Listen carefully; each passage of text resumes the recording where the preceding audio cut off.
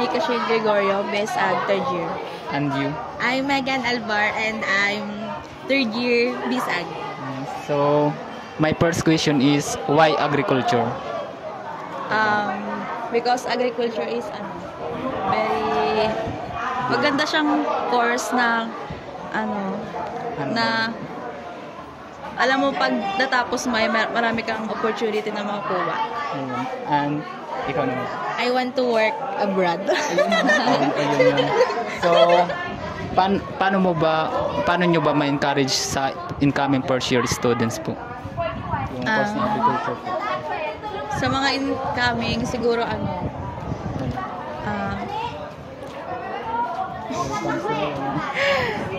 when it comes to sa mga dito sa course ng agriculture, mas marami silang matutunan, lalo na more on field.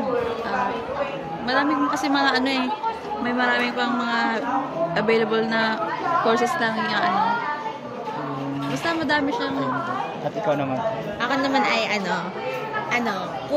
kung gusto talaga nila mag-agriculture, yung hindi sila dapat napilitan. Yung as in dapat pinili nila to dahil marami pa silang matututunan at dapat mahalin nila yung course na agri kasi talagang maganda talaga. So, which program do you think the students are green plug? Anong course yung green plug para sa inyo? BS Agriculture. Ikaw po? BS Agriculture. So yung green plug sila guys. So ano yung red plug sa isang teacher po?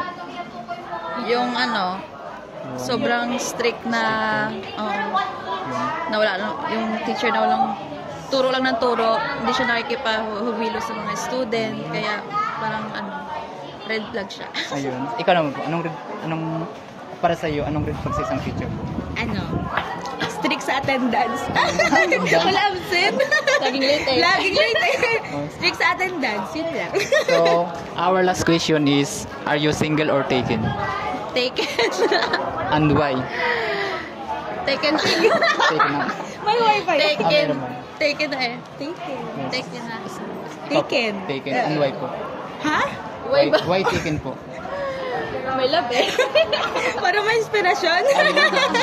So, yun na po yung namin. So, thank you po. Thank you.